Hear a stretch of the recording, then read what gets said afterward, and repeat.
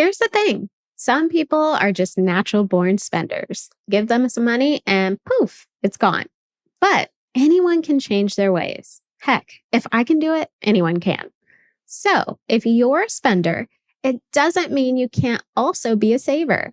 In fact, there are some easy ways for spenders to get started with saving money regardless of their habits. In this episode, I'm sharing 5 easy ways for spenders to save money and actually keep it in their savings.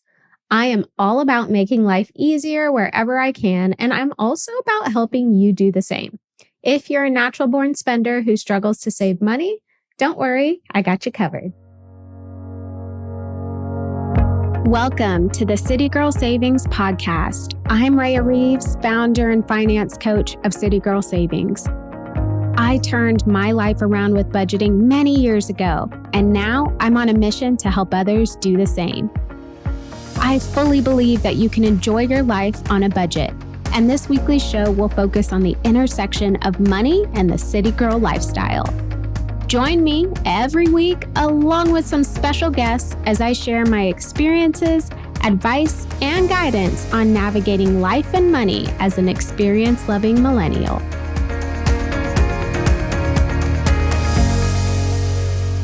Before we get into the easy ways spenders can save money, I want to take a minute to answer the City Girl Solutions question that came in. As a reminder, you can go to citygirlsavings.com/QA to ask me a question and I will answer it live on the podcast. So the question that I am answering today is, what are you currently reading? So I'm always reading, so I love this question. I shared this in my goals for this year, but one of my goals for 2023 was to read 12 books in the year. And so I have already finished The Startup Wife in January, The Psychology of Money in February, People We Meet on Vacation in March, and High Trust Selling in April. And at the time of this recording, which is in May, I'm reading The Hotel Nantucket by Elin Hilderbrand. I actually love Elin Hilderbrand's books. I've read quite a few of them. She has the perfect summer reads, but she also has really great winter reads as well. So it's great so far. Highly recommend it. And even the other books that I listed, I highly recommend. Now, you may notice a little pattern. I go from fiction to nonfiction, fiction to nonfiction, and that's because the goal of reading 12 books really consisted of 6 fiction and 6 nonfiction. So that is what I'm currently reading. And so let's dive into all of the ways spenders can start saving money. But before we do, I just want to make sure that you understand the importance of saving money in general. Okay, whether you are a spender, a saver, neither, right? I want everyone to understand how important it is to just start saving money. So there are plenty of reasons why people should be saving money, but I think the most important and probably the most obvious reason is financial security. And obviously, the level of financial security will be tied directly to the amount in your savings, but any savings, any amount, anything saved up can help you feel secure. The thing is, life is filled with unexpected events. I mean, just listen to episode 1 of this podcast where I talk about going from big city spender to city girl saver to hear all about the curveballs life threw me. I'll make sure to link to it in the show notes. So my point is, though, some of the unexpected events that come up in your life or in anyone's life may be financially related and others not so much. But in terms of the unexpected events that do have money tied to them, having something in savings can truly take the edge off.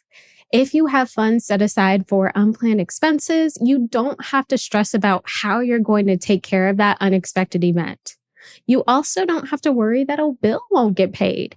You don't have to worry about not being able to put food on the table. You can breathe a little easier knowing you have funds to help you cover that cost. I cannot stress the importance of having an emergency fund enough. You will not be sorry you have one, especially when you need it. Okay, I am getting off the high horse. I hope that stresses how important it is to have something saved. So now let's talk about easy ways for spenders to start saving money. Okay, my first tip is this: start with a small amount to build consistency. When you are getting started on your savings journey and you're in this journey for the long haul now, right? It's not the amount that counts. It is the consistency. I want you to build a repeated pattern of saving money. And the best way to do that is by starting small with amounts that you won't even miss. So, to help you decide on that amount, ask yourself a few questions. Am I currently saving money consistently now? Is that a small enough amount to leave alone? If I'm not currently saving now, what number can I start with?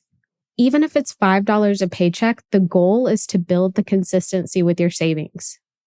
Now, I want to just spend a little bit more time here because if you answered, yes, I am currently saving consistently now, but the amount that you're saving, you are constantly taking it back out, transferring it back to your checking, then it is not a small enough amount for you to leave alone, right? But if you were saving $5 a paycheck, which is, if you're paid biweekly, $10 a month, you are likely not going to transfer out $10 to help you cover your spending. On the other hand, if you're saving $100 a month, you may transfer that out. So really get clear here on an amount that is small enough for you to just leave alone. We just want to keep adding the $5 every paycheck to build the consistency. Now, everybody's number is going to look different. $5 is just an example, but if it is $50 for you, that's fine. Whatever the amount is, let's go ahead and get the automatic transfer set up. Once you've decided on the amount, it's time to take action. So set up your automatic transfers. And this can be done from checking to your savings or directly from your paycheck. Now, that leads me into my second tip, which is to have your savings direct deposited. So an easy way for a spender to start saving money is to have whatever amount they decide that needs to be saved automatically direct deposited from their paycheck to their savings. I recommend this so much because it takes all of the work off of you. And you literally just set up that direct deposit. And once it's set up, you're done, right? Like you don't even have to see the money hit your checking account and then go to savings. No, it goes directly from your paycheck to your savings. And if you can have the small savings amount automatically deposited into your savings from your paycheck, it also saves you, like I said, the hassle of actually seeing the money in your checking account. Out of sight, out of mind, you do not have a chance to miss it. Now, I do know that some employers don't allow for multiple accounts when setting up direct deposit. So if that's the case for you, it's okay. Automatic transfers from checking to savings can still work for you. Just make sure you set up the transfers or you schedule the transfers around your pay period. So if you get paid every single Friday, for example, your transfer needs to happen the day you get paid, right? We don't want that savings sitting in your checking account just waiting to be spent. Got a money question you want me to answer on the podcast? I'm starting a new segment on the show called City Girl Solutions, where I answer any questions you have for me. Money, business, life, you name it. Submit your questions at citygirlsavings.com/QA and get your question answered by me in a future episode. And did you know that we have so many free money resources on our blog, Instagram, and TikTok channels? Find us across the internet at City Girl Savings. Moving right along, another easy way for spenders to save money is to function on a cash-only basis. The great thing about using cash for your spending is the fact that you actually have a physical limit, like literally. Once the cash is gone, there should be no more spending until more cash is received when you're paid again next. I actually have a lot of my clients leverage cash-only spending, especially if they're swipe happy, so that they can get familiar with sticking to limits and controlling their spending and thinking about their purchases, right? When you physically have to part with your cash, like you really ask yourself, do I want to do this? It can be a very effective strategy when trying to just get a grip on spending in general. So maybe you're wondering, well, how do I make cash only spending work? I recommend looking at your budget to see what you can afford to spend on groceries, gas, and fun spending each pay period. Okay, so those are variable and discretionary categories. So get clear on what you can or want to afford to spend on those things. And then once you have that number, pull that amount out in cash and use it for those specific items. So feel free to break out the envelopes. The envelope system is very effective, and use that to easily track and manage the cash. So if you know you'll be spending money that day, leave your debit and credit cards at home and take your cash with you. And just remember, when the cash is gone, the spending needs to stop until you get paid again. Obviously, if there is an emergency, you'll need to spend money. Okay. Like I'm not sitting here telling you don't ever spend, but the point is to build up the discipline to stick to your limits, right? Like emergencies happen. I get it, but an extra Starbucks coffee that wasn't planned for is not an emergency. Although I may have to think about that, but you get my point, right? In the end, cash is a great way to help yourself stick to your limits, to build up that discipline. As you save more money, you can always increase your cash spending limits too. So don't think that whatever you set up right now needs to stay that way forever. Okay, next way spenders can save money. Make sure your savings account is separate from your checking. If you want to avoid tapping into your savings, make that savings hard to get to. I personally love high yield savings accounts. I've talked about them on this podcast many times. They are accounts that are offered through online banks like Ally, Synchrony, or SoFi. And not only is it harder to get to your money, but you earn significantly more in interest. So to access the money in a savings account that is in a bank away from your checking, you really need to think about if you need the money. The act of getting the money has a few extra layers. So you'll have to ask if it's really worth it. And if it is, then obviously you move forward with getting the money. If it's not, then you leave the money exactly where it is. When your savings account is attached to your checking, it's so easy to just transfer money in and out, back and forth, right? And that is what we're trying to avoid. Unless you absolutely need the money, there should not be transfers back and forth. So make your savings hard to get to by having it in a totally different place than where your checking account is. And the final tip I have, or the final way spenders can save money, is to start tracking your spending. Now, if this sounds daunting or intimidating, know this. I am not telling you to stop spending, okay? I am not telling you that you can't have what you want, okay? So let's just wipe the slate clean and start there, okay? I'm not saying don't spend. All I'm saying is track what you do spend. That's it. Whatever you decide to spend, okay, fine, but track it. When you track your spending, you actually see where your money is going.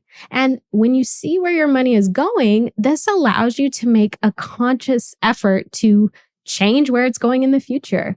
When you see that you spent $300 going out to eat last week, you can say, wow, okay, well, guess what? I'm going to cook this next week. I'm going to eat at home this next week. You wouldn't make that decision had you not known you spent so much going out to eat the week before. A part of my one-on-one money coaching program includes an expense tracking system that I actually require my clients to follow. And this is game changing, okay? I mean, imagine finding out that you're spending $400 a month on Amazon and your nightly scrolls, right? Even if you saved half of that, it could be a game changer for your savings account.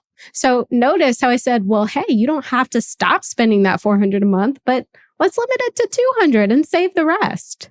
You wouldn't know that unless you tracked. So please make it a point to keep a closer eye on your spending. That's it. Not saying don't spend, but as you start reducing the spending you do, you just get to put more into your savings. If you are a natural born spender, I want you to know that you are capable of saving money. It does not have to be one or the other. It doesn't have to be you are a spender or you are a saver. You can be both. I am living proof of that. I am a saver, but I also am a spender, but I spend with intention. I spend on things that matter to me. I spend with the understanding of how much I can afford to spend on those things. So you can have both. You can be both. And hopefully you can start implementing at least one of the tips I gave today so that you can start seeing your savings grow. Even a little at a time makes a huge, huge, huge impact on your confidence, on your belief system, and on your savings account. Now, go save that money, honey. Thank you so much for tuning into City Girl Savings today. I hope you feel empowered and inspired to master your money as you make your way to your dream life. Make sure you subscribe so you're the first to know when a new episode comes out. I truly value your thoughts and feedback, so please leave a review and let me know how this podcast has impacted you. Can't wait to chat soon and make it a great day.